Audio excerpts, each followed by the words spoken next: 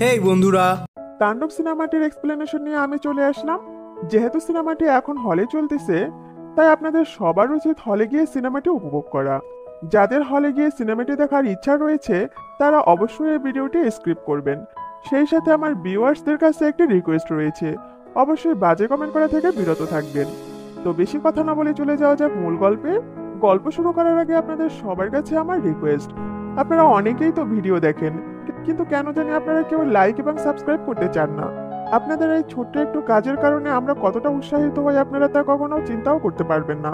তাই দয়া করে যারা আমাদের চ্যানেলে নতুন, তারা অবশ্যই চ্যানেলটি সাবস্ক্রাইব করে দিবেন। মুভি শুরু হয় আবহাওয়ার নিউজ দেখিয়ে। অন্যদিকে এক লোক রাস্তার মাঝে বানর নিয়ে খেলা দেখাচ্ছিল।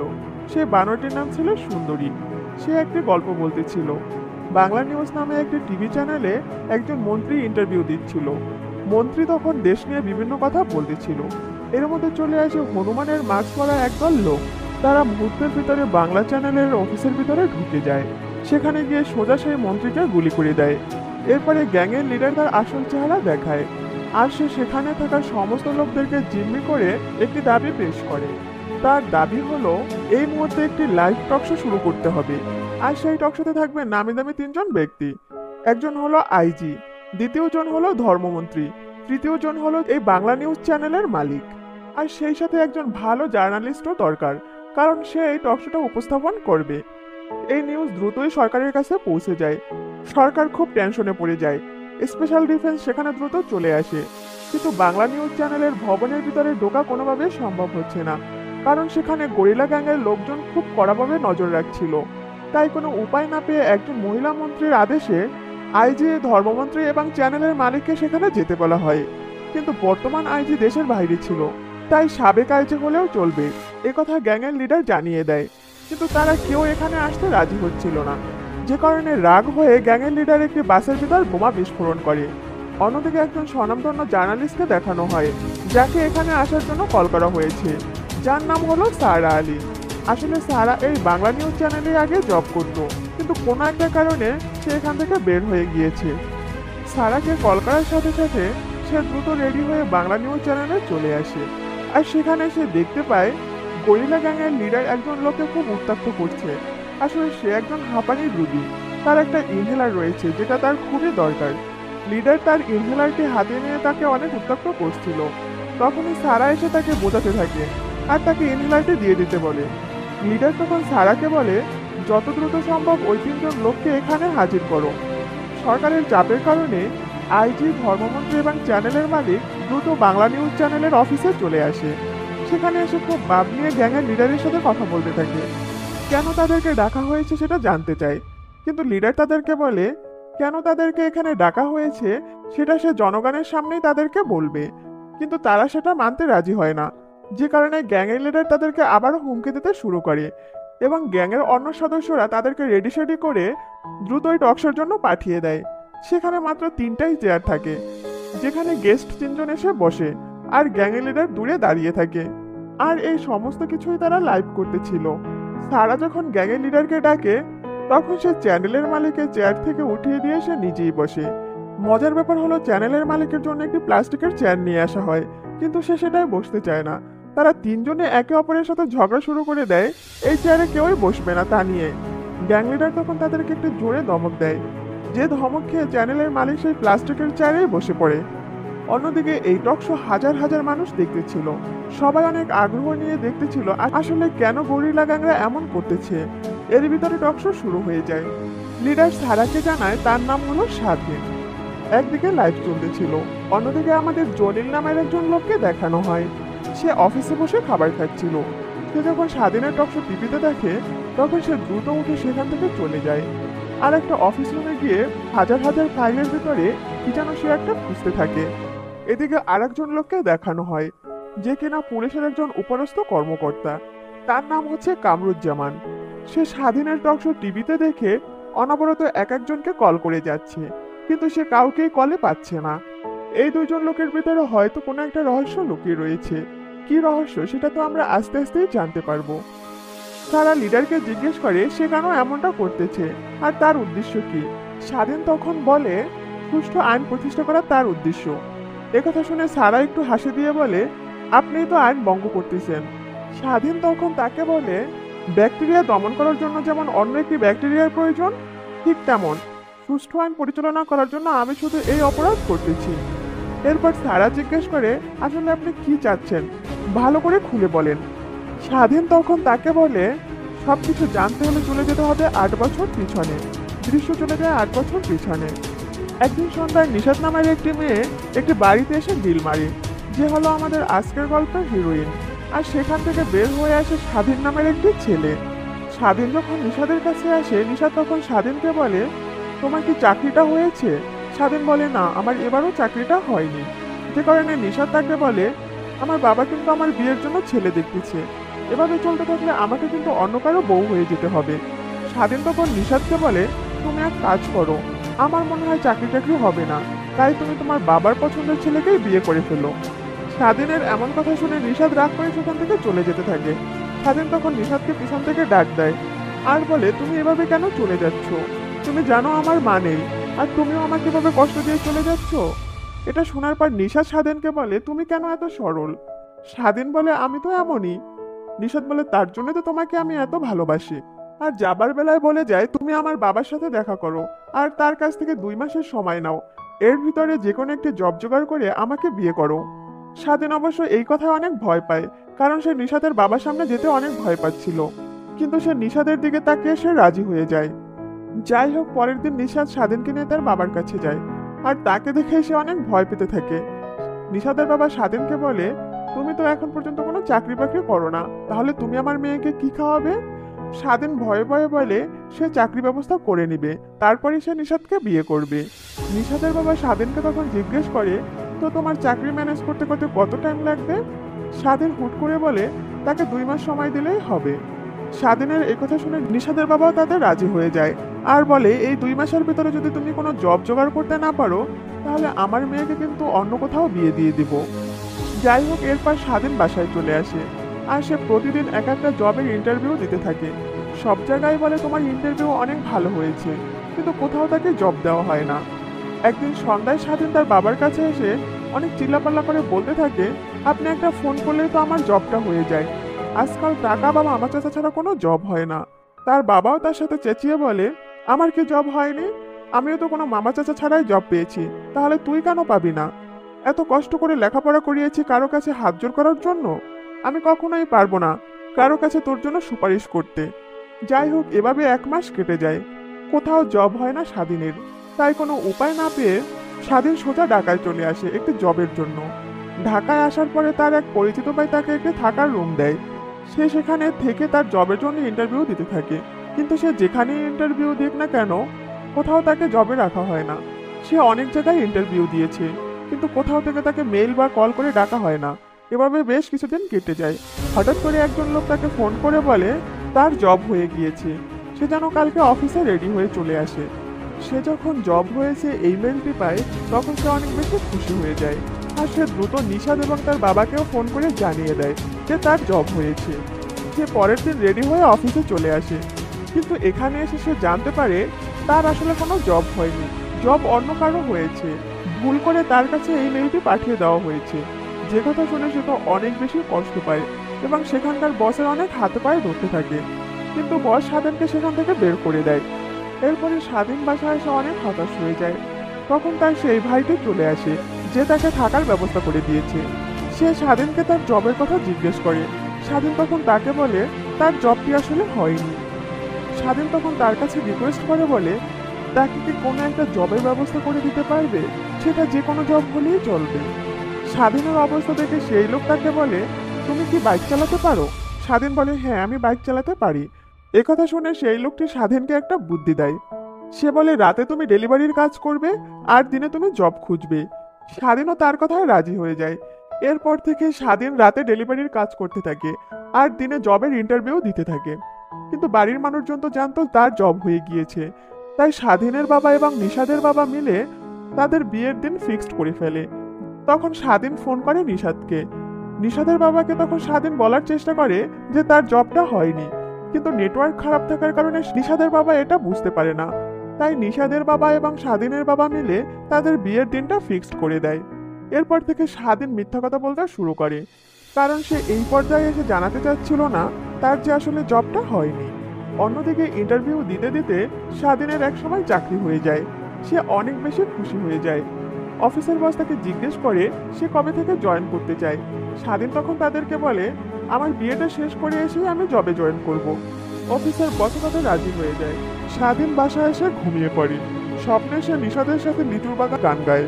স্বাধীন পরের দিন বিকেল 3টার সময় বাড়ি যাওয়ার জন্য বাসে ওঠে, কিন্তু হঠাৎ করে মাঝ রাস্তায় বাস থামিয়ে দুইজন লোক স্বাধীনকে সেখান থেকে ধরে নিয়ে যায়। তখন আমরা দেখতে পাই এই দুইজন লোক আসলে অন্য কেউ না। একজন লোক হলো যে স্বাধীনের টকশো দেখে খাবার রেখে হন্তদন্ত করে সেখান থেকে অফিস রুমে ফাইল খুঁজতে থাকে, আর আরেকজন হলো স্বাধীনের ইন্টারভিউ দেখে এক একজনকে একের পর এক কল দিয়ে যাচ্ছিল। মানে হলো কামরুজ্জামান আর জলিল, যারা স্বাধীনের ইন্টারভিউ দেখে তাকে চিনে ফেলেছে। যাই হোক, এবার স্বাধীনকে ধরে নিয়ে যে অন্ধকার ঘরে বন্দি করে খুব টর্চার করা হয় এবং তাকে স্বীকার করতে বলা হয় সে একজন ফরেনারকে খুন করেছে, যার নাম হলো জেডব্লিউ হ্যাজিস। কিন্তু স্বাধীন বলতেছিল সে তো কাউকেই মারিনি, সে কেন এটা স্বীকার করবে। ঠিক তখনই সেখানে আরেকজন আসামিকে গুলি করে মেরে ফেলা হয়, আর সেই পুলিশ স্বাধীনকে বলে সে যেন স্বীকার করে নেয়, না হলে তার অবস্থা ওই অন্য আসামির মতো হবে। অন্যদিকে স্বাধীনের বাড়িতে স্বাধীন এবং নিশাদের বিয়ের আয়োজন চলতে থাকে, কিন্তু স্বাধীনের কোনো খোঁজ খবর নেই। দিন পার হয়ে রাত হয়ে যায়, তখনও স্বাধীনের কোনো খোঁজ খবর নেই। একে একে মেহমানরা সবাই চলে যেতে থাকে। দৃশ্য চলে আসে আবারও জেলখানায়। পরের দিন সকালে একজন পুলিশ এসে স্বাধীনকে বলে সে যেন স্বীকার করে নাই সে হ্যাজিসকে মেরেছে, নয়তো তার বাবার লাশটাও সে দেখতে পাবে না। এরপর তাকে একটি ভিডিও দেখানো হয় যেখানে ছিল তার বাবাকে তারা খুব নৃশংসভাবে হত্যা করেছে। সেই সাথে সেই পুলিশটি স্বাধীনকে আরও জানায় তার নিষাদও নাকি সুইসাইড করেছে, কারণ সে অন্য কাউকে তার স্বামী হিসেবে মেনে নিতে পারবে না। এখন যদি স্বাধীন স্বীকার করে নেয় তাহলে তার বাবা এবং নিষাদের লাশ দেখতে যেতে পারবে, নয়তো তার সেই সুযোগটাও থাকবে না। একথা শুনে স্বাধীন তো একেবারে স্তব্ধ হয়ে যায়, কিন্তু সে তখনও স্বীকার করে নেয় না। তাকে যখন একটি রুমে রাখা হয় তখন সে কান্না করতে করতে বলে, আমি যদি এখান থেকে একবার বের হতে পারি তাহলে আমি এই সবের প্রতিশোধ নিব। তখন পাশ থেকে একজন বলে ওঠে, তোকে তো ভালো মনে হয়, তোকে কেন এখানে আনা হয়েছে? পাশ থেকে যে লোকটি একথা বলেছে তার চেহারা অবশ্য আমাদেরকে দেখানো হয় না। আসলে এই লোকটি হচ্ছে এই মুভির মেন চরিত্র, যা আমরা আস্তে আস্তে জানতে পারবো। এরপরে আবারও তাকে টর্চার করতে আসা হয়, কিন্তু এবার ঘটে উল্টো ঘটনা। সে এবার রুখে দাঁড়ায়। সে একে একে সবাইকে মারতে শুরু করে। সেখানে প্রায় 100 পুলিশ সে মেরে ফেলেছে। এটা ছিল আসলে একটি জেলখানা, যেখানে অনেক নিরীহ মানুষও ছিল। তাদেরকে টর্চার করে মিথ্যা স্বীকারোক্তি নেওয়া হতো। স্বাধীন যখন ফাইট করতেছিল তখন তাকে একজন গুলি করতে আসে। ঠিক তখনই সেখানে থাকা একজন নিরীহ আসামি এসে সে বুক পেতে দেয়, আর সে মারা যায়। সেই সাথে স্বাধীন বেঁচে যায়। এরপর স্বাধীন সেখান থেকে বের হয়ে এসে একটি নিজের গ্যাং তৈরি করে। আর এরপর সুষ্ঠু আইন গঠন করার জন্য তারা এই বাংলা নিউজ চ্যানেলকে বেছে নিয়েছে। আসলে তারা এই বাংলা নিউজ চ্যানেলের মাধ্যমে লাইভ করে তারা সমস্ত জনগণকে এইসব ব্যাপার জানিয়ে দিবে, সেই সাথে যেন সুষ্ঠু আইনের প্রতিষ্ঠা হয় তারও দাবি করবে। দৃশ্য চলে আসে বর্তমানে। তারা তখন সাবেক আইজি, ধর্মমন্ত্রী এবং চ্যানেলের মালিককে একে একে প্রশ্ন করতে থাকে, কিন্তু তারা তেমন কোনো কোশ্চেনের উত্তর দেয় না। টকশো চলাকালীন বাহিরে যে ডিফেন্সের দল ছিল তারা ভিতরে ঢুকে আর গরিলা গ্যাংয়ের সদস্যদের এক এক করে মারতে থাকে। এটা টের পেয়ে টকশোর একটা ইন্টারভেল দিয়ে স্বাধীন সেখান থেকে বের হয়ে আসে, আর সে এক এক করে সমস্ত ডিফেন্সদের মারতে শুরু করে। ঠিক তখনই সেখানে সারা চলে আসে আর স্বাধীনের দিক পিস্তল তাক করে ধরে। অন্যদিকে গরিলা গ্যাংয়ের লোকজন আইজি, ধর্মমন্ত্রী এবং মালিকের মাথায় বন্দুক ঠেকায়, যে কারণে সারা পিস্তল আবার স্বাধীনকে দিয়ে দিতে বাধ্য হয়। এরপরে আবারও টকশো শুরু হয়, যেখানে সারা ধর্মমন্ত্রী, আইজি এবং মালিককে আবারও জিজ্ঞাসাবাদ করে, কিন্তু তারা এখনো কোনো প্রশ্নের উত্তর দিতে রাজি হয় না। তাই কোনো উপায় না পেয়ে স্বাধীন একটি ভিডিও দেখায় ধর্মমন্ত্রীকে। ভিডিওতে ছিল ধর্মমন্ত্রীর মার অক্সিজেন পাইপ খুলে দেওয়া হয়েছে। আসলে ধর্মমন্ত্রীর মা হসপিটালে ভর্তি ছিল, যা দেখে ভয় পেয়ে ধর্মমন্ত্রী একে একে সমস্ত কুকর্মের কথা স্বীকার করতে শুরু করে। সে বলে যা কিছু হয়েছে তার জন্য একমাত্র দায়ী বিশিষ্ট শিল্পপতি আমজাদ মনসুর এবং তার ছেলে আরমান মনসুর। দৃশ্য চলে যায় পাস্টে। আমজাদ মনসুর একজন বিশিষ্ট শিল্পপতি, তার সাথে ডিল করার জন্য একজন ফরেনার এসেছে, যার নাম হলো জেডব্লিউ হ্যাজিস। আমজাদ সেই ফরেনারের সাথে ডিল করার জন্য তার ছেলে আরমানকে বারবার কল করতেছে, কিন্তু সে একবারের জন্য ফোন উঠায় না। আসলে আরমান মনসুর ছিল খুবই খারাপ একটি ছেলে। সে সমস্ত খারাপ কাজ করত। সে আসলে একটি মেয়ে নিয়ে ব্যস্ত ছিল। এর কিছুদিন পর সে তার বাবার কাছে আসে। তার বাবা জিজ্ঞেস করে কই ছিলি? সে বলে এক্সারসাইজ করতেছিলাম। তার বাবা ব্যঙ্গ করে বলে কি যে এক্সারসাইজ করতেছিলি তা আমার জানা আছে। এরপর তাকে রেডি হয়ে আসতে বলে সেই ফরেনারের সাথে ডিল পাকা করার জন্য। আরমান বাথরুমে চলে যায়। সেখানে গিয়ে সে স্মোক করতে শুরু করে। এর মধ্যে সেই ফরেনার চলে যায় সেখানে। আরমানকে তখন সে বলে স্মোক করা শরীরের জন্য মোটেও ভালো না। আরমান অনেক রেগে যায়, যে কারণে আরমান সেই ফরেনারকে সেখানেই মেরে ফেলে। এরপরে আরমান যখন বের হয়ে তার বাবার কাছে আসে, তখন তার বাবা এই ব্যাপারটা জানতে পেরে খুবই রাগ করে। আর তার ছেলেকে বাঁচানোর জন্য এই সাবেক আইজি, ধর্মমন্ত্রী এবং যে মন্ত্রীকে মেরে ফেলা হয়েছে সেই মন্ত্রীকে ডাকা হয়। তারা সবাই মিলে প্ল্যান করে। আর সেই সাথে কোনো চ্যানেলে যেন এই নিউজটা না বের হয় তার জন্য বাংলা নিউজ চ্যানেলকে অনেক টাকা দেওয়া হয়েছে। সবকিছু সামনে আসার পরে হাজার হাজার জনগণ তাদের উপর অনেক বেশি ক্ষেপে যায় এবং স্বাধীন তাদের সবার চোখে একজন আসল হিরো হয়ে ওঠে। সাধারণ জনগণ আমজাদ মনসুরের বাড়িঘর সবকিছু পুড়িয়ে দেয়। অন্যদিকে পুলিশ আসে আইজি, ধর্মমন্ত্রী এবং বাংলা নিউজ চ্যানেলের মালিককে অ্যারেস্ট করার জন্য। এটা দেখে সারা আলী অনেক বেশি খুশি হয়ে যায়, কারণ সারা আলী যখন জনগণের হয়ে রিপোর্ট করত তখন বাংলা নিউজ চ্যানেলের মালিক অনেক বেশি তাকে অপমান করত, যে কারণে সারা রাগ করে এখান থেকে চলে গিয়েছে। সারা বাংলা নিউজের মালিকের কাছে এসে বলতে থাকে সে যা অতীতে করেছিল আর তার কুকর্মের ফল সে এখন ভোগ করবে। গরিলা গ্যাংয়ের লিডার এরপরে জিম্মিদের সবাইকে বের করে দেয়।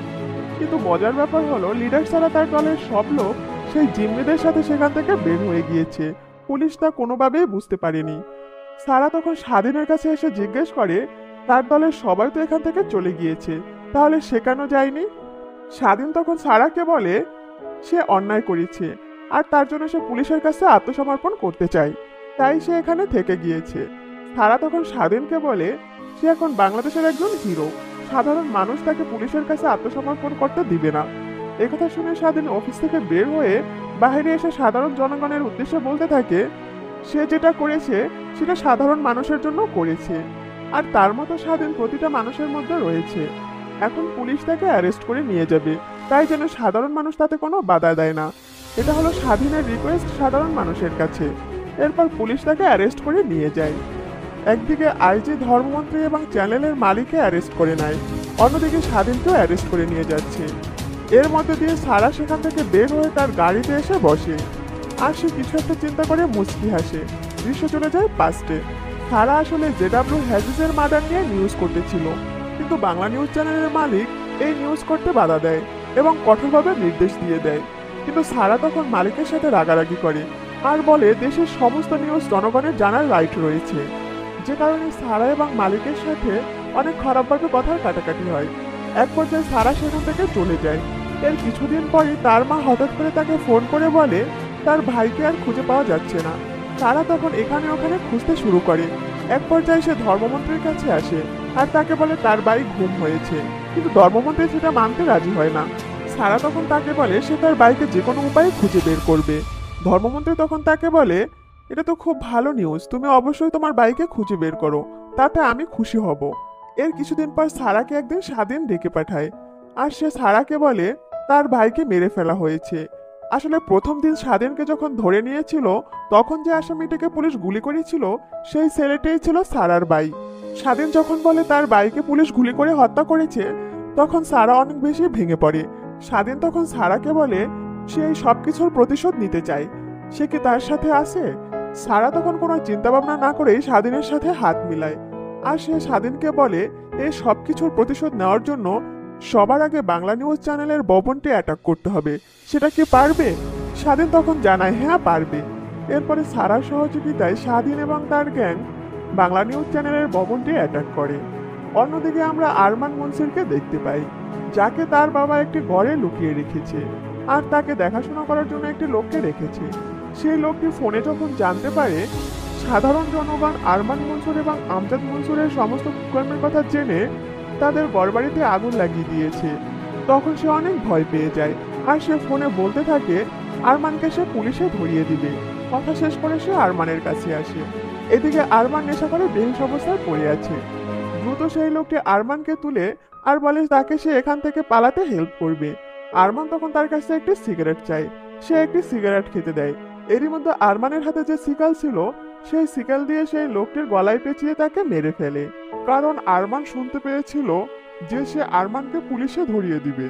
দৃশ্য চলে যায় স্বাধীনদের কাছে। যে পুলিশরা স্বাধীনকে অ্যারেস্ট করে নিয়ে যাচ্ছিল, তাদের ভিতরে একজন পুলিশ স্বাধীনকে বলে, তুমি আসলেই রিয়েল হিরো। কথা বলার সাথে সাথে তাদের সামনে কিছু গরিলার মাস্ক পরা লোক চলে আসে আর একে একে সবাইকে মেরে স্বাধীনকে সেখান থেকে নিয়ে যায়। স্বাধীন তখন বলে, আমি রিয়েল হিরো না, আমি রিয়েল ভিলেন। এই খবরটা দ্রুত চলে যায় সেই মহিলা মন্ত্রীর কাছে আর তারা সবাই অনেক অবাক হয়ে যায়। অন্যদিকে সারাকে কেউ একজন ফোন করে জানায় যে স্বাধীন পালিয়ে গিয়েছে। একথা শুনে সারা তো অবাক হয়ে যায়। এরই মধ্যে আমরা সেই লোকটাকে দেখতে পাই, যে লোকটি কোনো একটা অফিস রুমে হাজার হাজার ফাইলের ভিতরে কিছু একটা খুঁজতেছিল। সে সেখান থেকে একটা ফাইল নিয়ে দ্রুত সেই মহিলা মন্ত্রীর কাছে চলে আসে আর তাকে জানায় এই স্বাধীন আসলে সেই স্বাধীন না, আমি এবং আমার স্যার দুজনে মিলে এই স্বাধীনকে ধরেছিলাম। এর মধ্যে সেখানে ছাড়াও কামরুলও সেখানে চলে আসে। আসলে কামরুল এবং এই লোক দুজনে মিলেই সেদিন রাতে স্বাধীনকে বাস থেকে ধরে নিয়ে এসেছিল। কামরুল তখন মন্ত্রীকে জানায়, আমি স্বাধীনকে টিভিতে ইন্টারভিউতে দেখে সবাইকে ফোন করে এ ব্যাপারটা জানাতে চেয়েছি, কিন্তু কাউকে আমি লাইনে পাইনি। তখন মন্ত্রী বলে ওঠে, স্বাধীন যদি এই ছেলেটি না হয় তাহলে এই ছেলেটি কে, আর স্বাধীন এবং কোথায়? তখন অন্য একজন অফিসার এসে জানায়, স্বাধীন আসলে সেদিন মারা গিয়েছিল যেদিন এই নকল স্বাধীন জেল থেকে পালিয়েছে। আর এই নকল স্বাধীন আমাদের কাস্টডিতে ছিল। এতক্ষণে আপনারা হয়তো বুঝে গিয়েছেন, আসলে স্বাধীনই সেদিন এই নকল স্বাধীনকে বাঁচিয়েছিল। আর নিশাদের সাথে যার প্রেমের গল্প ছিল, সে ছিল ওই স্বাধীন, এই নকল স্বাধীন না। সেদিন স্বাধীন তাকে বাঁচিয়েছিল বলে স্বাধীনের হয়ে প্রতিশোধটা সে নিয়ে গেল। জলিল তখন মন্ত্রীকে বলে, আমি পুরনো ফাইল ঘেটে জানতে পেরেছি কিছু বছর আগে একটা গ্যাং অ্যারেস্ট করা হয়েছিল, যারা বিভিন্ন ব্যাংক এবং গোল্ড ডাকাতি করত। আর সেই গ্যাংয়ের ভিতরে এই নকল স্বাধীনও ছিল। আসলে সে কোনো সাধারণ মানুষ না, সে হলো মিকাইল। এই মিকাইল হচ্ছে একজন বড় রকমের মাফিয়া। সে সমস্ত রকমের গোল্ড স্মাগলিং এবং টাকা লুটপাট করে থাকে। দৃশ্য চেঞ্জ হয়ে আমাদের অন্য একটা গ্যাংকে দেখানো হয়, যেখানে গ্যাংয়ের একজন লোক গ্যাংয়ের লিডারকে বলে, বস আমরা যে সুড়ঙ্গ খুঁড়ে ব্যাংক ডাকাতি করেছি সেই টাকা মিকাইল নিয়ে চলে গেছে। একথা শুনে বস তো অনেক বেশি রেগে যায়। এখানে আমরা দেখতে পাই এই বস হলো আফরান নিশু, যে সুড়ঙ্গ মাসুদ নামে পরিচিত। মাসুদ তখন অনেক বেশি খেপে যায় আর উল্টাপাল্টা গালি দিতে শুরু করে। তখন একজন লোক বলে ওঠে, বস আমি আপনি আর ম্যানেজার ছাড়া কেউই জানে না আমরা ওই টাকা কোথায় রেখেছিলাম। মাসুদ তখন বুঝে যায় এই কাজ হচ্ছে ম্যানেজারের, তাই সে ম্যানেজারকে সেখানেই মেরে দেয় আর বলতে থাকে, আমাকে তো চিনে না, আমি হলাম সুড়ঙ্গ মাসুদ, আমি এখানে ওখানে সেট করি। সে মিকাইলকে ছাড়বে না। অন্যদিকে মিকাইলকে দেখানো হয় যে একটি সমুদ্রে বোটের ভিতর বসে মিডল ফিঙ্গার দেখিয়েছে, মানে সে সুড়ঙ্গ মাসুদকে মিডল ফিঙ্গার দেখিয়েছে। আর এই দৃশ্যের মধ্যে দিয়ে এই মুভিটি শেষ হয়ে যায়। তো এই তো ছিল আজকের গল্প।